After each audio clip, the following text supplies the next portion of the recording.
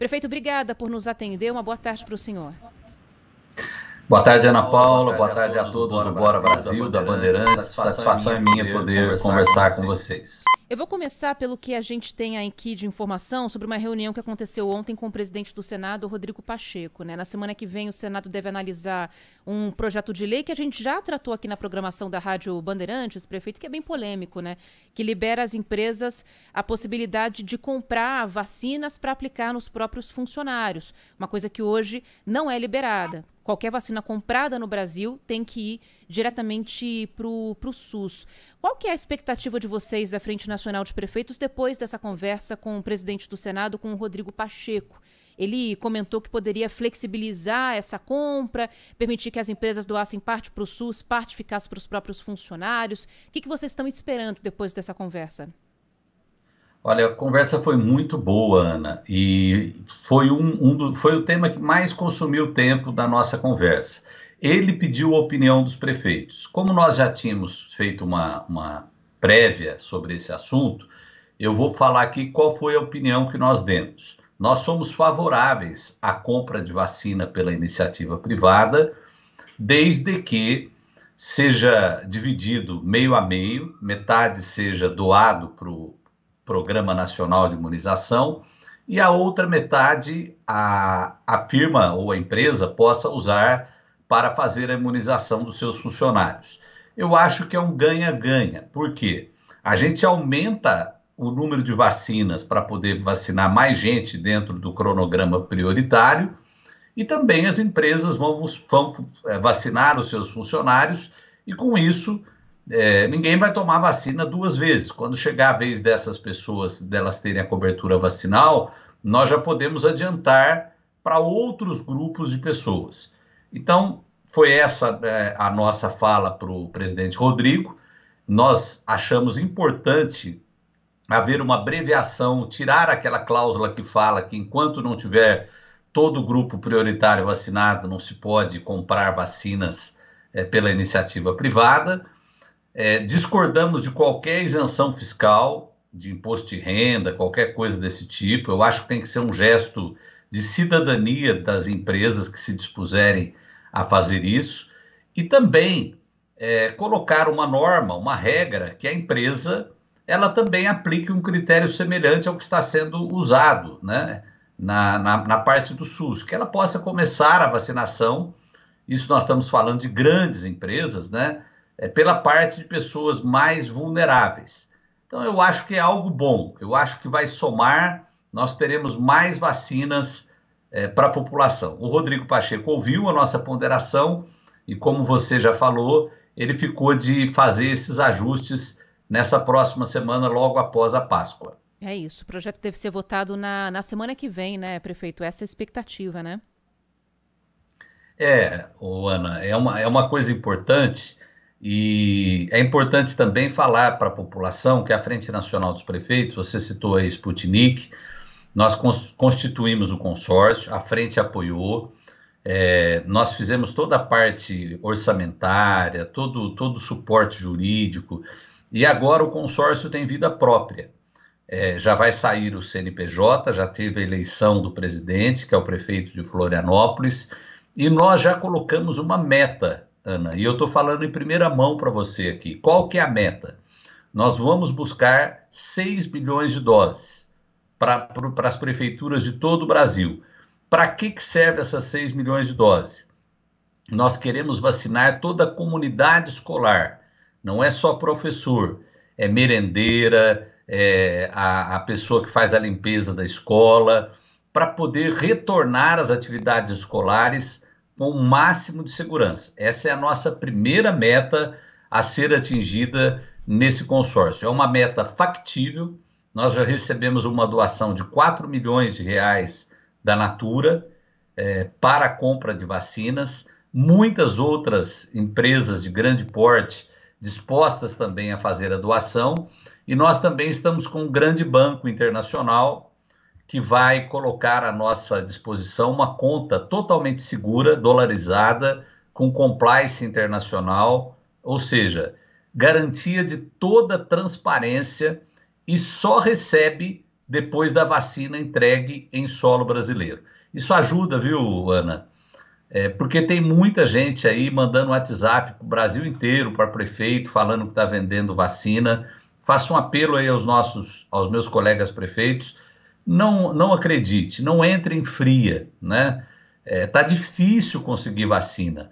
Não é coisa tão fácil assim de você responder um WhatsApp e conseguir comprar vacina. Sim, sim, a gente tem aí o exemplo de Minas Gerais, né? Não foi no caso com prefeitos, mas com empresários que podem ter caído num golpe tentando furar a fila, mas caíram, né? Podem ter tomado soro na veia ao invés de terem tomado doses da vacina da Pfizer, né? Como chegou a ser anunciado por eles mesmos. Agora, prefeito, essa negociação aí que vocês estão prevendo fazer, dessas 6 milhões de doses, seria em relação a quais imunizantes? Quais que estão no alvo de vocês? A Sputnik é uma delas, né? A Sputnik é uma delas, mas é diferente do que está se comunicando. A gente quer comprar a vacina já pronta. E hoje, os dois mercados que têm mais condição para isso é a Rússia e a China. Veja bem, nós não estamos falando de IFA, de que é o insumo, de mandar para o Brasil, para fazer para o Brasil. A notícia que nós temos é que esses países têm vacina pronta à disposição. E só venderão para órgãos públicos. Essa é uma outra questão também, que talvez essa lei, por isso que nós pedimos para o presidente Rodrigo Pacheco do Senado, colocar que a compra da iniciativa privada poderia ser feita, por exemplo, em parceria com o nosso consórcio, que é o maior consórcio que o Brasil já teve para compra de vacinas e insumos médicos também. E nós estamos trabalhando com essas duas marcas, mas para os ouvintes entenderem, Ana, e para as pessoas que estão nos acompanhando nas redes sociais, a primeira coisa que o consórcio fez, nós estamos mandando uma carta para os 10 fabricantes, carta que eu falo comunicação eletrônica, né? Perguntando algumas coisas. Primeiro, você tem vacina disponível? Como está sendo a sua produção? Tem representante no Brasil? O que está acordado já com o governo federal? Porque também a gente não quer entrar nessa cota do governo federal. Não quer entrar em conflito, né? Para não ter competição, exatamente. Essa é uma preocupação também do presidente Rodrigo Pacheco, porque ele falou algo que é verdade. A iniciativa privada, ela dispõe de mobilidade de preço. Então vamos supor, para as pessoas compreenderem, uma vacina está custando 100. A iniciativa privada chega e fala, eu pago 200, isso complica toda a parte comercial de uma área muito sensível. Aliás, Ana, nós estamos até essa semana mandando uma carta para a OMC, a Organização Mundial do Comércio. Nós estamos falando muito de um comitê no Brasil, agora a gente sente falta de uma regularização no mundo, de uma coisa que o mundo inteiro está querendo e precisando, que é a vacina. Então precisa ter uma corte de arbitragem para falar o que é correto, o que não é correto. Porque o que tem acontecido também é que as fabricantes estão fazendo vários contratos para poder ter garantia de venda e depois não estão conseguindo entregar, às vezes, aquilo que se comprometem. Exatamente, isso está acontecendo bastante, infelizmente, comprometendo inclusive a vacinação aqui no Brasil. Agora, a expectativa então é que essas negociações avancem só depois que esse projeto for aprovado, for pelo menos votado no Senado. Ou vocês pretendem assinar pelo menos contrato de intenção de compra antes que isso aconteça? Não, nós estamos, às vezes as pessoas têm pressa e com razão, né, Ana? Eu vejo assim, cada vez que a gente posta alguma coisa sobre o consórcio, o pessoal fala, a vacina precisa chegar logo, mas eu quero dizer para as pessoas que nós fizemos algo em tempo recorde.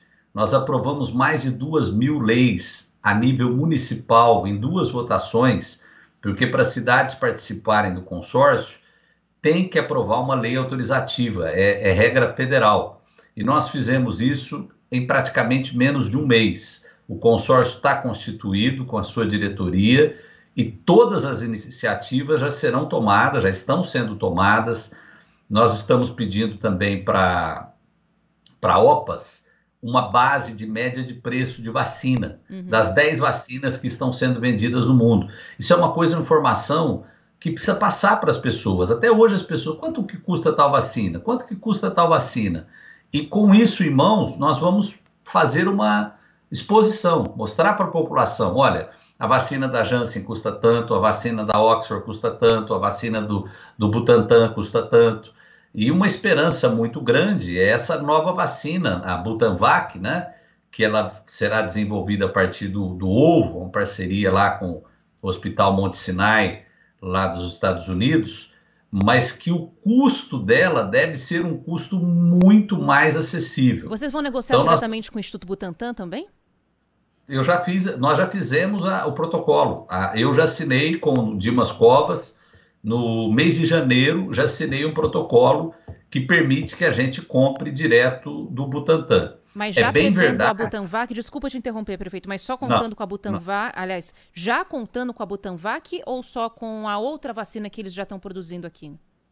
Não, quando nós assinamos, não, a Butanvac era uma expectativa, mas o termo de compromisso fala em vacina, não fala essa ou aquela. Então, ele poderá ser aplicado também pela Butanvac. Mas eu sempre digo que o governo federal ele tem a prioridade de fazer requisições administrativas, né? Não é só federal, estadual, municipal. Vou dar um exemplo. O prefeito de Campinas, aqui, Dário Saad, nós estávamos com um hospital que ele estava desativado, ele fez uma requisição jurídica baseada em lei e encampou o hospital de forma pública para poder atender a população. Então, as pessoas têm que compreender que é um momento especial e esse momento especial exige velocidade nas ações e é isso que a gente está tentando. Aliás, prefeito, esse diálogo com o governo federal, desde a troca de ministro da Saúde, está diferente? Está um pouco mais fácil de fazer esse contato, de negociar esse tipo de ajuda financeira para custear leitos, para custear hospitais, negociar vacina com o Ministério da Saúde? Ô, Ana, eu gosto muito de dar crédito para as pessoas. O Marcelo Queiroga, eu falei com ele essa semana, a gente tem que avaliar o seguinte, o cara pegar uma bomba dessa, vamos falar uma linguagem que as pessoas entendem, né? Uma situação delicada, aceitar o desafio, você tem que primeiro reconhecer que a pessoa está bem intencionada, né? Não é qualquer um que aceita entrar num momento como esse. Ele tem feito uma fala de preservação da ciência, né? Máscara, distanciamento. Qual que é o problema? Ele fala, aí depois vem o presidente, o Bolsonaro, e desdiz as coisas, né? Então, a gente fez um comunicado hoje pela Frente Nacional falando sobre isso, parar com essas coisas. Os prefeitos estão aplicando todas as vacinas. Eu estou vendo bolsonarista aí, deputado, lugar de vacina é no braço, não é na geladeira. Aponta para mim uma prefeitura que está com a geladeira cheia de vacina. Não existe. O que existe é assim. Ontem, o governo federal falou assim, nós vamos enviar 9 milhões de vacinas para as prefeituras. Aí ele já conta essas 9 milhões como se já estivesse lá no posto de saúde para aplicar. Eles esquecem que tem todo um trâmite até chegar, a gente precisa fazer toda uma parte para não ter erro na aplicação da vacina, mas assim, as prefeituras estão tendo uma velocidade muito grande na aplicação. Tanto é verdade que vocês mesmos fazem matérias, olha, acabou a vacina em tal cidade, acabou a vacina em tal cidade. Se tivesse vacina na geladeira, não teria acabado a vacina.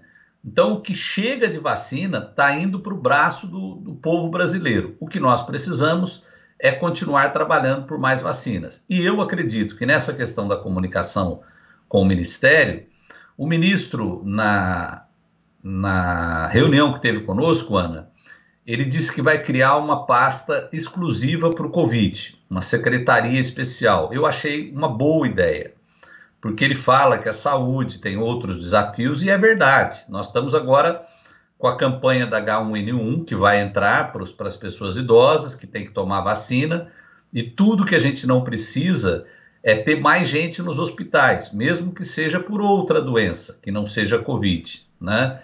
Então, eu acho uma boa ideia, mas precisa ter o apoio do governo federal. E parar com essa história de que, mandei dinheiro, Essa coisa, ele mandou dinheiro do povo brasileiro, ele mandou o dinheiro que foi para Brasília e que na nossa filosofia, e que foi a filosofia de campanha dele também, esse dinheiro não deveria nem ir para Brasília, deveria ficar nos municípios. Você se lembra do Mais Brasil e Menos Brasília? Uhum. Então, na verdade, o que eles estão fazendo é a obrigação do aporte de recursos. Agora, ontem, na live que fez, o presidente negou que esteja havendo falta de leitos. É um absurdo. É só ele pegar o próprio relatório do Ministério da Saúde e ele vai perceber a situação dos leitos de UTI no Brasil. Então, é esse desajuste entre quem está trabalhando e a figura política representativa, que no caso é o presidente da República, é que atrapalha muito a comunicação no Brasil. Agora, para a gente fechar aqui, prefeito, em relação a... O senhor falou da questão da desorganização, da falta de ação coordenada, e, bom, a gente ainda vê aí que existe uma falta de sintonia entre o ministro da Saúde e o próprio presidente em relação a isso. Nessa semana mesmo falaram coisas diferentes em relação ao isolamento social.